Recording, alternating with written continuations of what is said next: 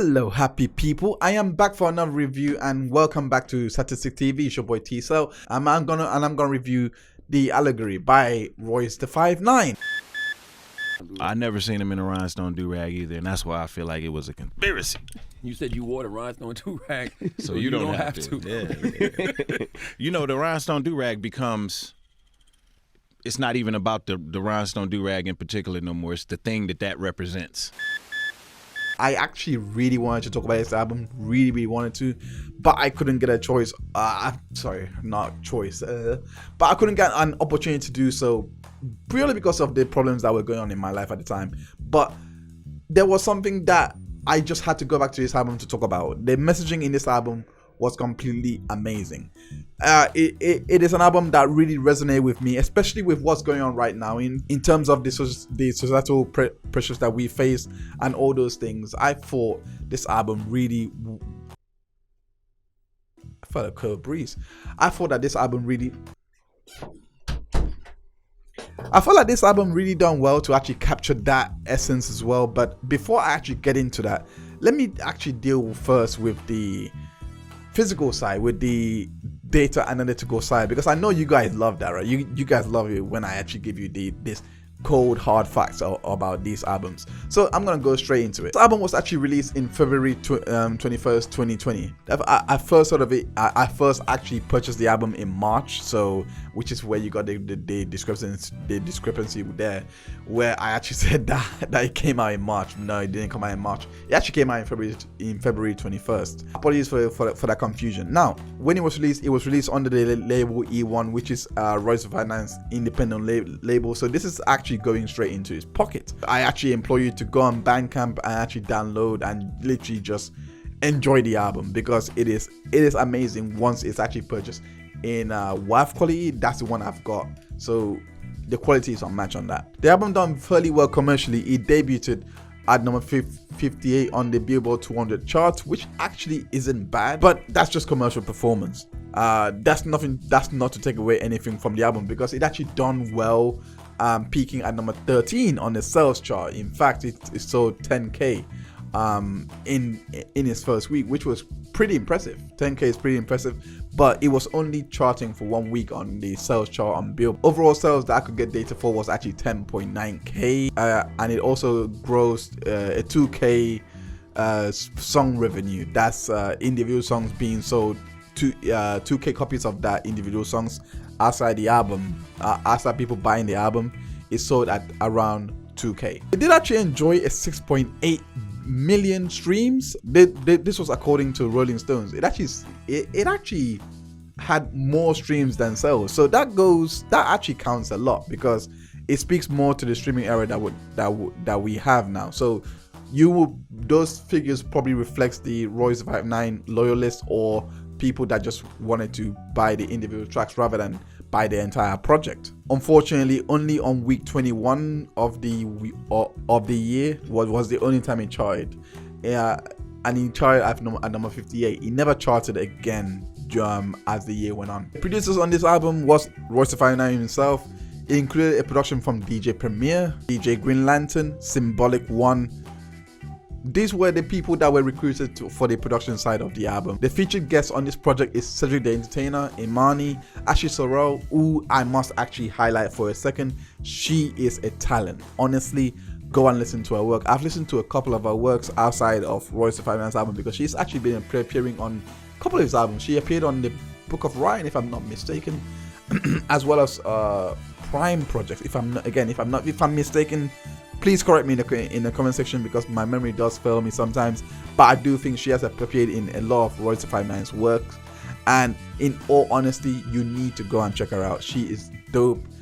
Her cadence is really unmatched, and her lyricism is actually quite good. She has a very good pen game, so that is someone that you definitely need to watch on. I'm gonna have to do an in-depth video on her, but she is really dope. Westside Gun, Conway the Machine, as well as Bane the Butcher. Not just those guys, but it also features Eminem as well, Sci-Hi the Prince, T.I., G Perico, and my personal favorite, which I had to say to last, is Vince Staples. Vince Staples' appearance on Young World was simply amazing. I must put out though, YBN Cordae was supposed to play the part that Vince Staples played when he featured on Young World. He was actually the first one to record up for the track. However, I believe Atlantic, they were not clearing his vocals over, so they called on Vince Staples. When I first downloaded the album, it was actually YBN Cordae's verse that I heard, and it was immediately taken back again, and I got to hear Vince Staples' verse. But YBN Cordae, on some clean versions, you may hear him, you may not, but he was supposed to be on the album, and then Vince Staples was called up when, you know, his label was not letting him go through. Nonetheless, Vince Staples is actually a very good addition. It doesn't really detract much from the track. G Perico as well is also another artist to watch. I believe he signed with Rock Nation, if I'm not mistaken, and he is definitely another one to really watch out for. He's on the West Coast. Sorry, he's on the West Coast, or believe Long Beach. Do not quote me on that. I'm really spitballing here. I'm trying to remember my thoughts and gather my thoughts. But seriously, G Perico, definitely one to definitely watch out for. Now, onto the album. If someone is used to a certain environment, what more can you impose on them that would change their worldview? How do you even begin to approach like that? Royce the 5'9" actually goes through each and every part of this album to try and present these different approaches that one could take to actually change someone's mind. It's actually interesting that he uses Plato's Allegory of the Cave to actually illustrate black people's plight or struggles in their community, to actually suggest that because all they know is struggle and struggle and struggle, when you take them out of the cave, they're gonna do everything possible to get back into the cave, which I guess you can put that into many ways, such as they will turn to vices to cope with their newfound reality, which would in turn actually put them right back into the same position that they came out from, which is again poverty. And there's so many ways you can actually take that, but it was very, very interesting that he actually relayed this point. A lot of the points on the album actually does relay back to this. There was a lot of teachable moments. In fact, I really do believe that this album is meant to actually teach the listener. Royce the 5'9" actually goes from the role of telling his life story on the Book of Ryan into becoming the role of a teacher or a mentor of some sort. Rather than him actually sharing his life experiences, he takes on the role of trying to impart to the youth, trying to impart lessons on to the next generation, which is actually signified a lot by the track Young World, because that's pretty much what the content is about there. He actually lets the next generation of rappers take center stage. In this case, like I said, it would have been YBN Cordae and G Perico, but this time it's Vince Staples and G Perico doing their thing.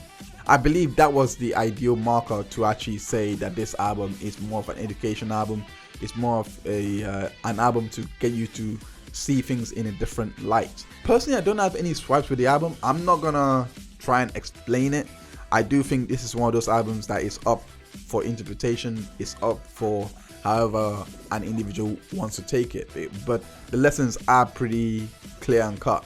There were very subtle messages in here that I could have dissected, but I opted against it, because with work like this, I personally don't want to get it wrong. It's like trying to dissect a Lupe Fiasco album, in my honest opinion. Or a J Electronica album, which I have also tried, and I was just like, no, there's too many messages in there to try and decide. But one day I will actually do a video focusing on this, but I just thought I'd give a quick review. I just thought I actually say, okay, cool, this is the album that you really need to listen to if you haven't listened to it at the time it came out. It's also very interesting that or as well as the cover art, where it shows a picture of the American dollar bill. And on this dollar bill, it's actually on fire, while on the right hand side is on fire, signifying that Royce himself, or whoever, well, I'm not gonna say Royce himself because obviously it's his album, but Royce actually set fire to and he's basically it could mean so many things, in which he rejects the dollar bill or he tried to burn it, or it could just mean that money to him is not an object, or is not something in his way that he could easily burn money, and he will find that it's not necessarily an object to him. Many may take that as deemed as offensive or anything like that, but I personally deem it as something that he's now seeing money, something that everyone is trying to strive at, to be a non-object to him. It's not something that actually would impede in his way, would stop him from helping someone else if they need it, for example. But again, that's very ironic considering he's burning it rather than giving it. I understand my own irony I understand the irony in my own explanation, but the point still remains. I do think that it's supposed to provoke thought into that, especially as well with the fact that the United part in the United States of America on the dollar bill is actually crossed out, suggesting as well that the United States is actually not so united.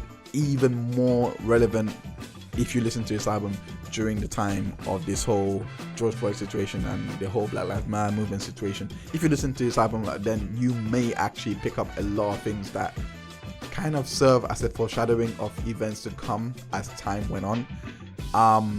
That's literally all I've gathered from the album that I can actually speak about, because if I was to actually sit down and actually say, okay, cool, let's analyze this, this would be a much longer video. That's one. And definitely the second part is, I really believe that the work that's gone into this project, it would require at least an hour's dissection, which I am really contemplating on doing, to actually bring a deeper meaning out from the album, because I do think that this album does cover a lot of layers. But that being said, I'm gonna bring this review to a close. Thank you so much for checking out this review. I'm curious to know your thoughts in the comment section. Did you listen to the album? Did you enjoy it? Let me know in the comment section on what your thoughts are. I'll be doing a next review. It should be up every Wednesday now at 6 o'clock, so you can actually expect a review then. But in the meantime, I do hope that you take care of yourself, and yeah, I'll see you on the next review. Peace and have a good evening.